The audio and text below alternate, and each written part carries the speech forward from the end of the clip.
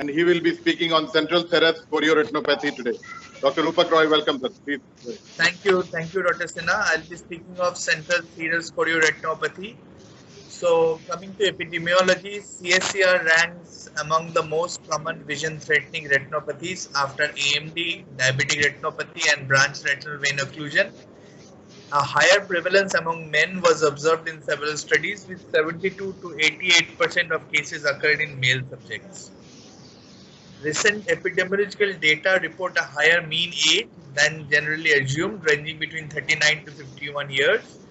And in the Asian population, CSCR is frequent and severe, with bilateral and multifocal forms being reported more frequently than other ethnic groups.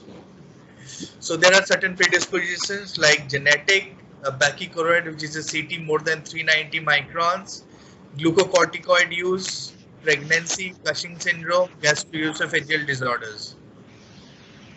Now, glucocorticoids in many forms can act as an precipitator of CSR. It can be oral, nasal, skin cream, inhaler, and epidural.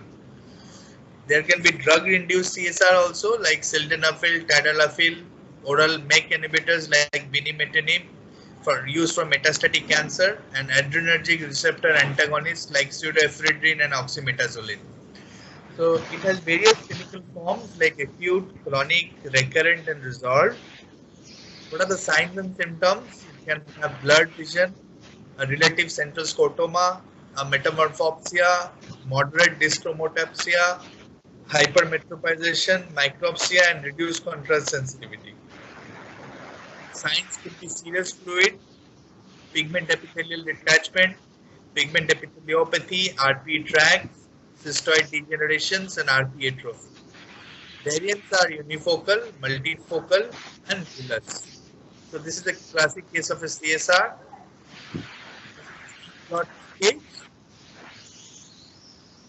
This is the case of a smokestack leakage. You can see there is multiple RP alterations here. So this is a case of a sick RPE syndrome. OCT can assume various forms. This is a classic CSR with subretinal fluid that can be seen. Also, sometimes shredded photoreceptors as subretinal precipitates. PED is a common accompaniment of CSR, seen in almost 90% of patients. Very tall PEDs like this part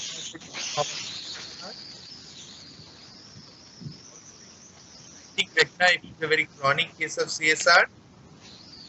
Cystoid degeneration, if there is a large cyst in a later stage of CSR.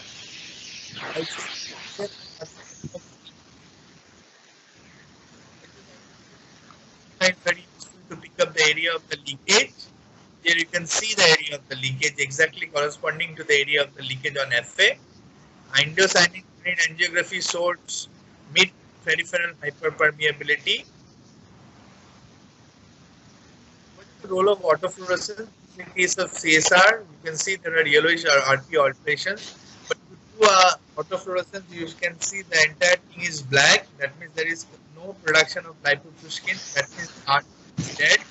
That means there is no activity here. This patient will not benefit visually whatever treatment we do for the patient.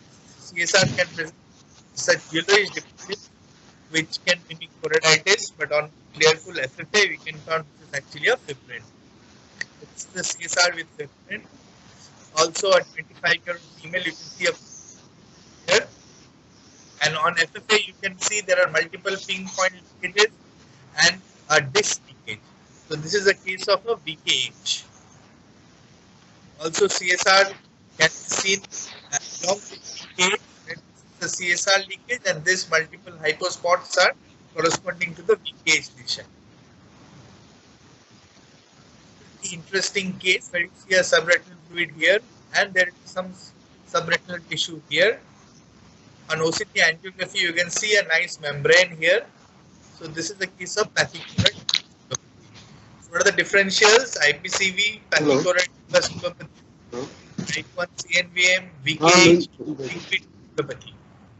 So acute CSR observation is the treatment. Avoid stress and steroids. Review the patient after 2 months. Indications of early treatment are professional needs, CSR more than 3 months duration, recurrent CSR with visual deficit. Treatment extrafoveal leak, we can do thermal laser or PDT. Subfoveal leak, PDT is only indicated. In chronic CSR, PDT has to be done ICG guided. Chronic CSR, where SRF is persisting more than 4 months with no definite leaks, we can, and non-responding to PDT or laser, we can consider oral eplerenone 25 to 50 milligram per day, once daily dosage, mineralocorticoid antagonist, minimum 3 months treatment.